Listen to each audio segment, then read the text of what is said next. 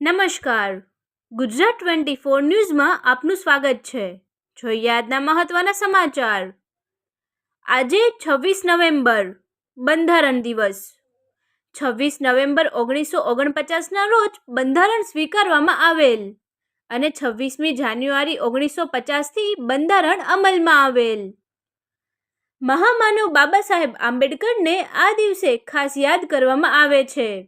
ત્યારે ધારી શહેરમાં પણ બાબા સાહેબના સ્ટેચ્યુ ખાતે મોટી સંખ્યામાં અનુસૂચિત જાતિ સમાજના લોકોએ હાજરી આપેલ હતી। મહામાનવ બાબા સાહેબના સ્ટેચ્યુ ખાતે જય ભીમ જય સંવિધાનના નારાઓ સાથે સંવિધાન દિવસની ઉજવણી કરવામાં આવી હતી। રિપોર્ટર નરેશ મકવાણા, ધારી। ફરી મળીશું નવા સમાચાર સાથે, ત્યાં સુધી જોતા રહો ગુજરાત 24 ન્યૂઝ। અમારી ચેનલને લાઇક, શેર, સબસ્ક્રાઇબ કરી સહકાર આપવા વિનંતી।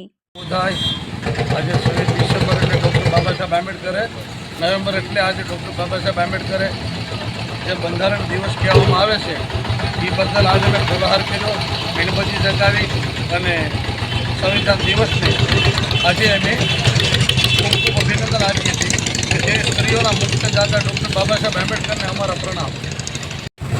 આજનો શું કાર્યક્રમ હતું તમારે?